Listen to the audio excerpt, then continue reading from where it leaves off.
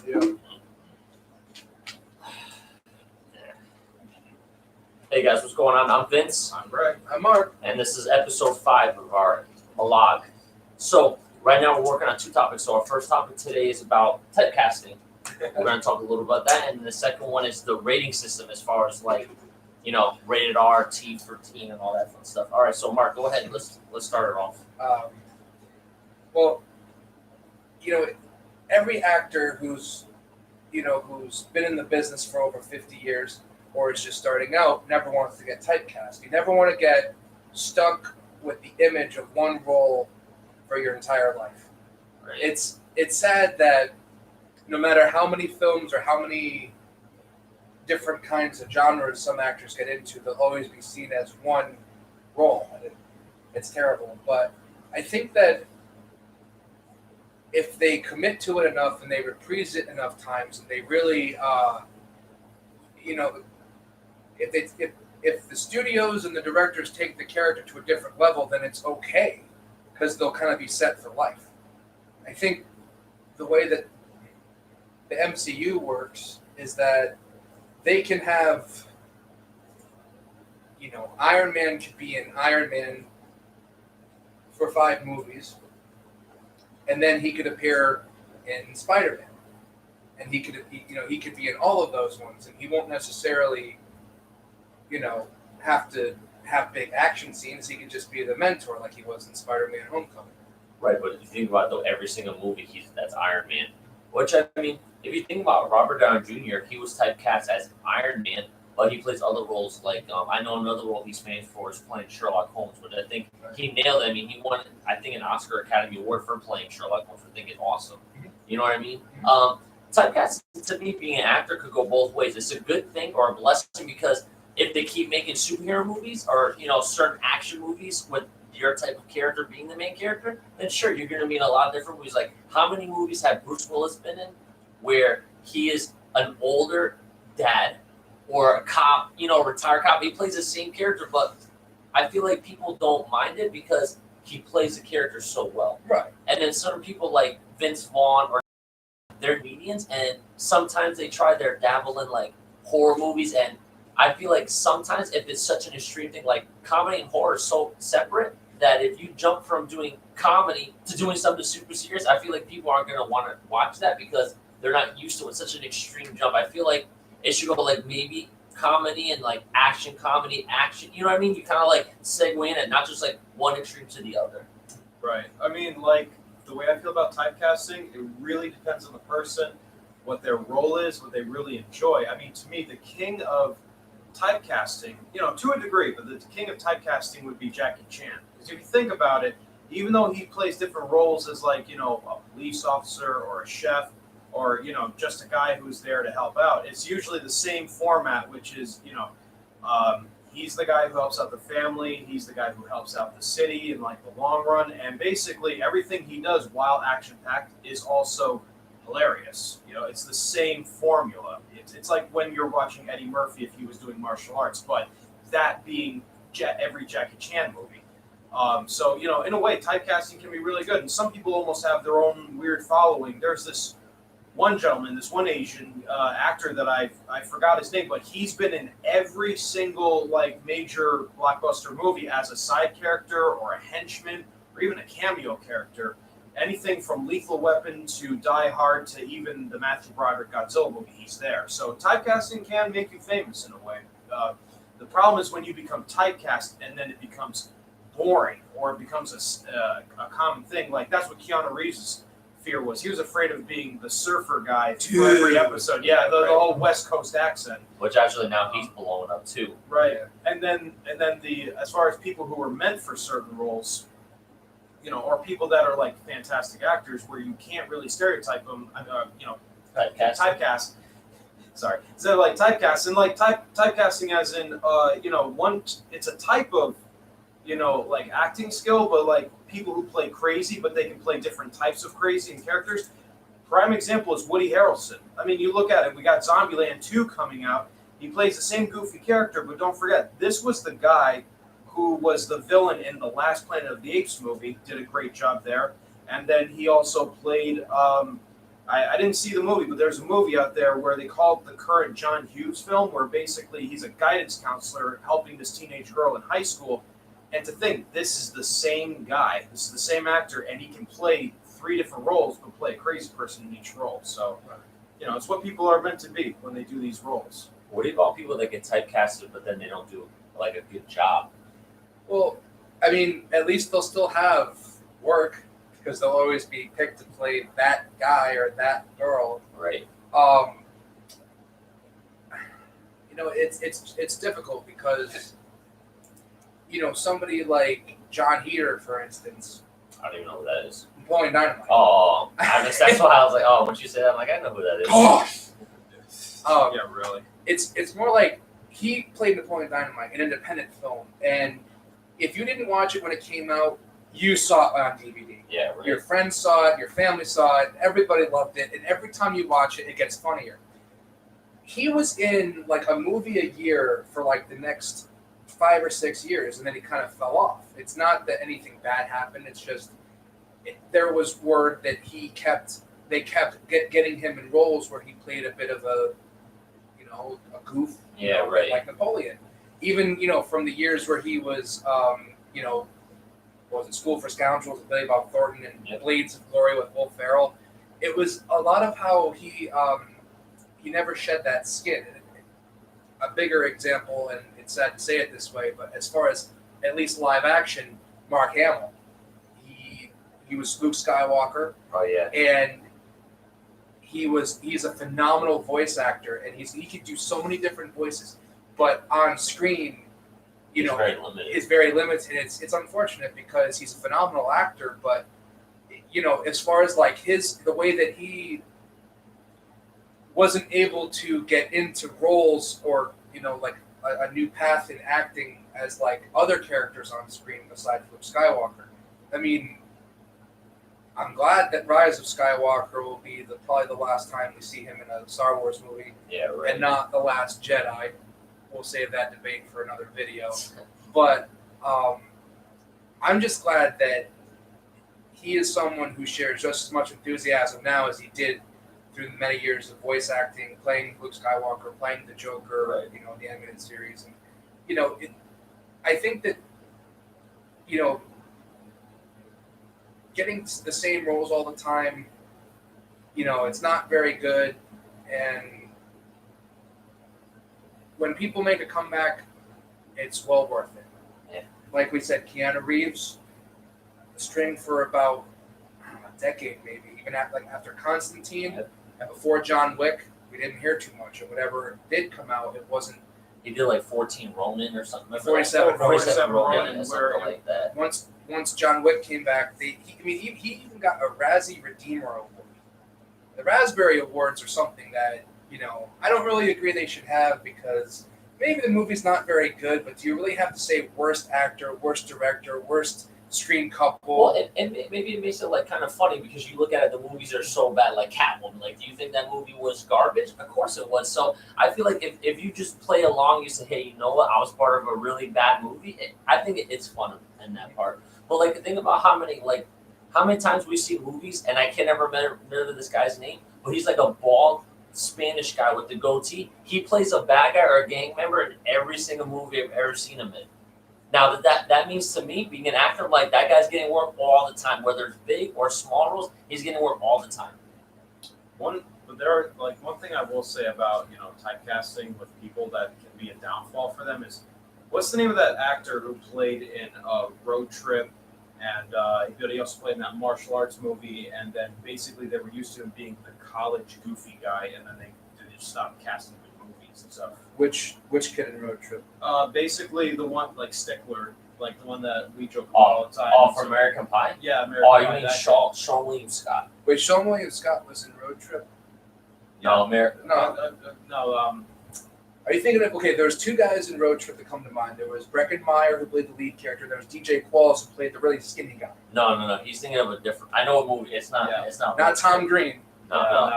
But Sean William Scott played in American Pie. Yeah. But he also he gets typecast as like the goofy guy, but he hasn't done anything either. He did that one Warrior Monk or Iron Monk. Iron Monk, it was the one with Chow Yun Fat and stuff. Yeah. And like Bulletproof Monk. That's what it Bulletproof was. Monk, and it didn't fly. Like, it didn't go anywhere. And he even admitted that was his downfall and stuff. And someone else who comes to my mind like that is Brendan Fraser. After the Mummy movies, he tried to redeem himself by being in that.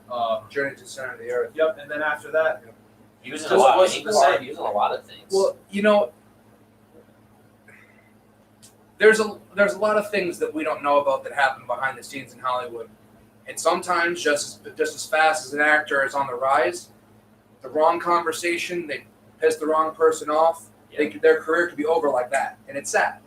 And I mean, it's that someone like Brendan Fraser who started off in smaller roles, but he got to be most well known with the Mummy. Yeah, right. It was with the same year, it was the Mummy, Tomb of the Dragon Emperor, and Journey to the Center of the Earth, the remake that he was in. That he was back in mainstream movies, Right. and you don't hear from him that much anymore. Well, now he's in Doom Patrol, Right.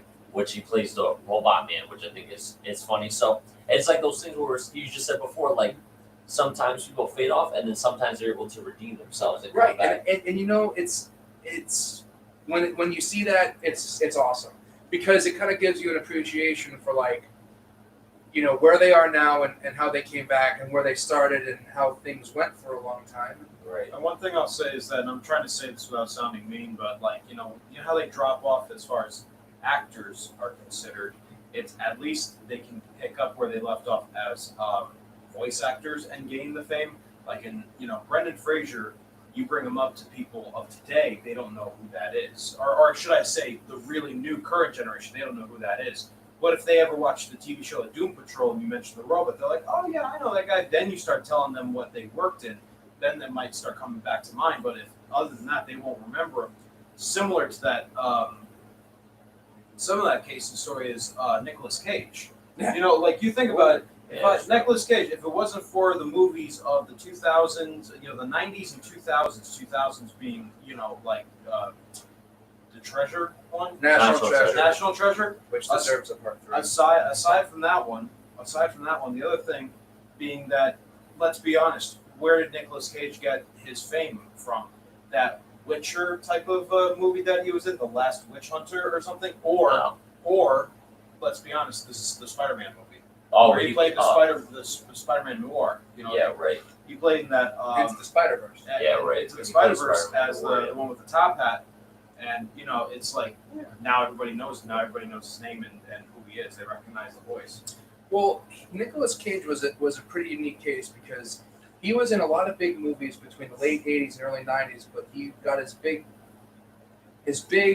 acclaim role came in Leaving Las Vegas, where he won the Academy Award for Best Actor. I didn't know that. Yeah, Oh, yeah, that's he cool. won the Oscar in '95, and for the next couple of years, he was in big movies with other big stars. He was in Face Off with John Travolta. Which I Eyes. feel like they didn't do that well. Like Face Off, I heard didn't do that well. I mean, you know what I think it was? It was more about the fact that you have these two big stars in the movie, more than the quality of the movie itself. Because a lot of the times these we've talked about this one before. It's that how this concept of cutting your face off and putting it on somebody else and switching and literally becoming living their life. Yeah, right. It was an interesting one. I think it was more how he maintained the level of popularity, and it continued through the National Treasure movies. But in recent years, At the same time, though, he was doing Ghost Rider, which everyone, that went down. So it's hard to have good movies and bad movies, but once you start having a lot of bad movies. oh yeah, well after Ghost Rider, and he just kind of got into a series of just picking roles. They say you just pick roles. There every is the single College time. Humor video. Nicolas Cage's casting Yeah. agent. Yeah. That was funny. But you need to say no to some of them. Right. Yeah. Oh, good. But Excellent. Right. I must say though, the movie Mandy he was in this year, they say that even though it was an independent film, his performance was probably the best of his career. Oh, that's awesome. So that one, it's kind of a unique case because it's not a huge movie, Right. but they said that his what he put into that role makes it watching in itself. Makes That's it awesome. So speaking of which, we'll go into the next topic, which is the rating system. So if you guys don't know, at least it's going to deal with movies per se. Yeah. So they have a G, PG, PG-13, rated R, and X, I guess, are rated NC-17. No children under 17 admitted without a parent or guardian. So if I have a 10-year-old son, I can bring him into that. I'm just kidding. Anyways, Oh gosh. so let's go off some of how like it was back in the olden times. Let's say like what the 80s. That's not olden times. But let's go like the 70s and 80s where things were rated PG, like Ghostbusters or anything like that, and they were able to get away with more things than they are now. I mean, a lot of the times there were general audiences were they oftentimes just rated a cartoon G no matter what was in it. PG was anything that didn't have too many curse words or nudity. And then PG, there was no PG-13, and we'll get to that in a second. R was everything that was too violent, too many curse, too much nudity. Right. And NC-17, you're basically going to an adult theater that they weren't in mainstream theaters. But if I'm not mistaken, Poltergeist was the movie they decided to start a PG-13 rating for because that was rated PG. You think about how freaky this movie is. Yeah, well, at least for that time. Oh, well, I mean, even looking back at it now, I mean, you think about sitting in your bedroom and your closet door becomes a gateway to the other side, and your kids are getting sucked into it, hanging on by their bedposts. And some of the other scenes were pretty good in that one, too. Well, that was what they did. I mean, I guess peeling his face off and everything. I mean, the clown scene alone is pretty bad. Exactly. And they're like, Well, let's that's bring your why- kids. Come on. That's why, parents were concerned. Wait, I thought this was PG. And then after that, they started saying, oh, well, we should. The Motion Picture Association of America, we really have to look at these a little bit more carefully. And that's why PG-13 started, where teenagers can handle it if, okay, so let's say, you're back then you're with your 15-year-old, you're 13, your brothers are teenagers, and your parents let you all go together. That was when, okay, they could get you in to see it, probably, or they could go, and then you'd have to get your parents to go with you. But definitely not for R ratings, and even, for many years, you had to be 21 to take someone younger than 17 to an R-rated movie. Well, because they wanted to make sure you're an adult. Well, I guess that goes into also how certain movies have certain ratings. Like, I don't know what you guys think. I don't know what everybody else thinks, but I think certain movies are meant to have a certain rating. So I feel like a lot of superhero movies, like when the X movie came out, certain things are so violent, but yet none of it makes sense. So if it's PG-13, you could shoot 100 guys, but no blood's going to be shown. Right. But if you make it rated R, the same 100 guys will get shot, but you'll see blood. Mm-hmm. So I feel like when, a lot of superhero movies, they had a little bit of leeway, but not as much as I feel like some of them should have. Like, I feel like when Deadpool took the chance and they made it rated R, that's honestly how Deadpool should be. He's such an R-rated, mature character in the comics. He should be R-rated in the movies. And when they saw the success with Deadpool, I feel like now they can do the same thing. Like how many Logan became rated R. Everyone said that's the best Wolverine movie that came out. And all these independent movie shows like Teen Titans, something that's coming on not on the TV but on the streaming stuff, they're violent too. Yeah. And they show gruesome or drug reference or more mature reference. I feel like comics doesn't have to be just for little kids and teenagers. Like a lot of adults, our parents, everyone else's parents, when comics grew up, that's where it's geared towards adults and kids, not just kids. Exactly. I mean, it's like my thing is that I've spoken to a lot of people, and of all age ranges, and everybody comes to the same decision, which is the Venom movie would have been a much better movie if it was rated R. It's still a good movie, don't get me wrong on that, but every time he bit off someone's head, just throw the blood in there, and that's very easily rated R movie. So, I kind of got my own saying, which is, if you're gonna partially take the gloves off, just take them off completely. Just go crazy with it. Really complete with the movie. You got a patent that. You got a patent that. Copyright. I mean, they always, because we were talking about how, the studios also look at it as, well, if it's rated PG-13, then more people can go see it, including young adults, teenagers. Yeah, right. They'd be able to reach a wider audience, whereas instead of an R-rated movie, the younger kids would have to either go with their parents or they'd have to wait for it to come on DVD and then watch it at home. But, I mean, I think R-rated films started getting more traction when like movie Ted came out from Seth MacFarlane. Yeah, That true. became like the highest grossing R-rated comedy, at least up until that point. Yeah, right. And then Deadpool became the first R-rated movie to achieve like 700 million or 600 million. Yeah, I got a high thing. Even though a lot of people complained because they said that Blade was R-rated and everything like that, but he wasn't. It wasn't as popular as the Deadpool movie. I think they were aiming more for. How. Hey, man, I need to sit back now. You're cool. Well, I also had in mind the way that it became the highest grossing R-rated horror film, and how that beat out Deadpool for highest grossing R-rated film in general. Right. But it's still like it beat Deadpool for like, you know, any kind of movie. But for horror movie, it set the standard at a whole new level. And that's Warner Brothers knew how it had to be done. You have to, if you're going to make a movie like it has to be violent. It has to be brutal because that's how the book was written. And, you know, it's similar too because of how these, like, they still have to have an appeal to the audience, but it shows that, like, you know, the adults now who grew up with it, they want to see it. The ones who, you know, have gotten into it in college, who are now growing and seeing it, they want to watch it. And, you know, ratings don't always have effect in the box office, but it can, and that's why, like, The Dark Knight could have had so many more violent scenes, more blood and everything, but it would have been rated R. And that one they wanted to have released on a global scale, and that at the time set a lot of records. It, you know, is the Joker movie rated R? The Joker movie will be rated R. Yep. But going off the rated R system, but do you think all horror movies should always be rated R? I feel like a lot of them, they're like rated R. They put as much swearing and blood in it as possible. Like they're like, oh, F this, F that, F this, like every 5 seconds. We're like, it doesn't need to be swearing and bloody just to be an R rated. I feel to be like a good, at least horror movie. I can't say every movie, but I feel like every horror, like the Saw movies, they're all rated R, but they all literally are just like gore fest, like everything. I don't know if people take advantage of that sometimes. There were some studios that pushed the boundaries, and like Paramount and like Rob Zombie, they had to fight to get those. Like Paramount with Friday the 13th had to fight to get that an R rating from an NC-17 rating because of the violence.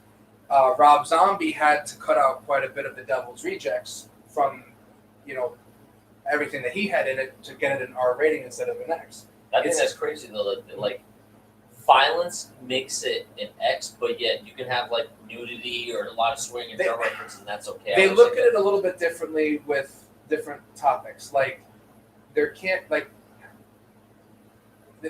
be as much nudity as an adult film because then it would be an adult film, and there would be if that's what it is, it has to be recognized as that.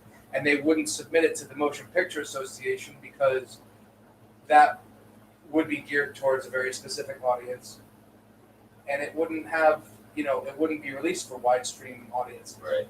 You know, it would be more like, you know, they rated R because drug use, graphic violence, and mature content.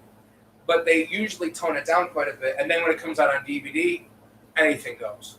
That's director's cuts, the unrated versions, and I think it's kind of a crazy thing that sometimes the unrated cut is only 5 minutes of material that the Motion Picture Association just didn't look at. Not that it's really that bad. It's just that part didn't get rated by them, and it could have been 5 minutes, not even. Right. But I mean, yeah, it's like, and actually, the same goes for comedies too. If you think about it, I mean, like Harold and Kumar Escape from Guantanamo Bay, they actually say that the unrated version is worse than the rated version, like the theatrical one. And I gotta say, actually, it's funny that I said the theatrical cut because I went to the movie theaters and the uncut scenes were able to be played.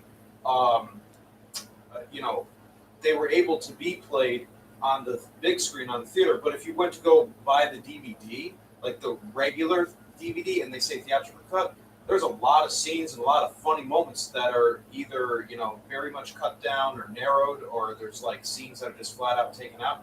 But when it comes to, I bought it and I got the unrated version, the version I saw on that DVD was exactly the same as I saw in theater. And when I did the comparison, the cut version, it sucks. It's not the same as the original uncut. Sometimes uncut movies are the best movies because it's the original quality of the movie. And sometimes they're not. Exactly, but just to say real quick that the ultimate director's cut, producer's cut, final cut, Blade Runner, Right. Ridley Scott is a genius director, and he was the king of getting his extended editions made. Speaking of which, it was sad to hear that Rutger Hauer, Yeah. who played in Blade Runner, passed away this week. And they said an eerie coincidence was that both the character in Blade Runner and Rutger Hauer passed away in the year 2019. 2019. Yep. So, Yep. Yeah. Both the fictional character he played died in 2019, and the man himself, the actor, passed away this year, 2019. That's Eerily like coincidence. that's one hell of a coincidence. Honestly, it really is. Yeah, that'll be for our next topic. But all right, guys, that's it for our episode today. Thank you for watching. Please subscribe and leave comments below, guys. All right, again, I'm Vince, I'm Greg. I'm Mark. and that was our vlog, guys. Take it easy.